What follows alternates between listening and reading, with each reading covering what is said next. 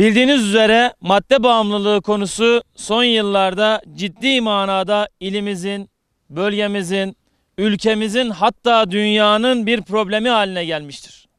Madde bağımlılığı konusu dünyanın en zor, en kötü sorunlarından birisi olduğu kadar özellikle son yıllarda da ülkemiz için çok hayati bir mesele haline gelmiştir.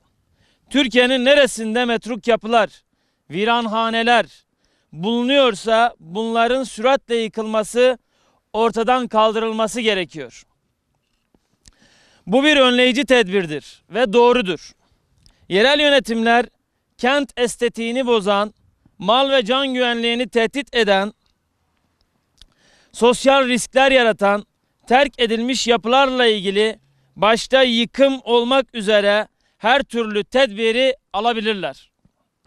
Mesela şu an yanında bulunduğumuz mekanın sahipleri bir an önce burayı rehabilite edip bu atıl durumdan kurtarmaları, yeniden üretim yapabilecek duruma getirmeleri acilen gerekiyor.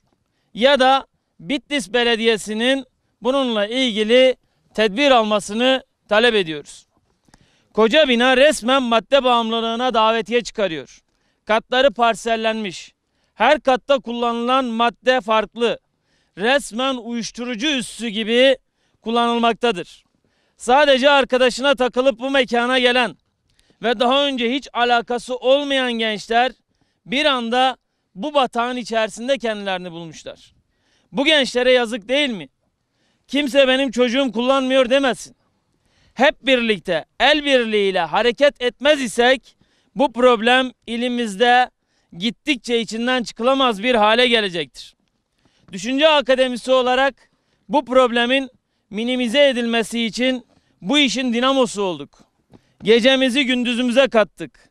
Ev ziyaretlerinden, paylaşımlarımızdan ve bu gençlerimizi tedaviye ikna gibi birçok çalışmalar yaptık.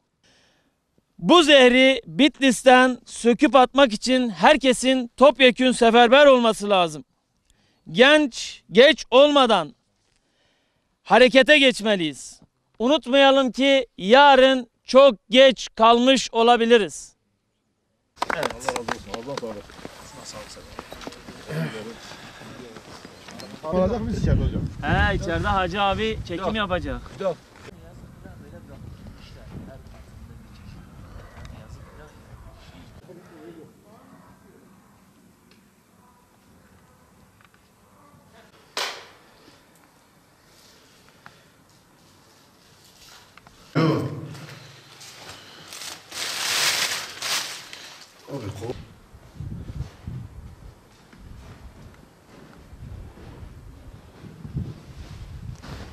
Kimdeymiş? Doktor yok da Kenan abi. Dedim ben babam bir tedavi ederim buraya.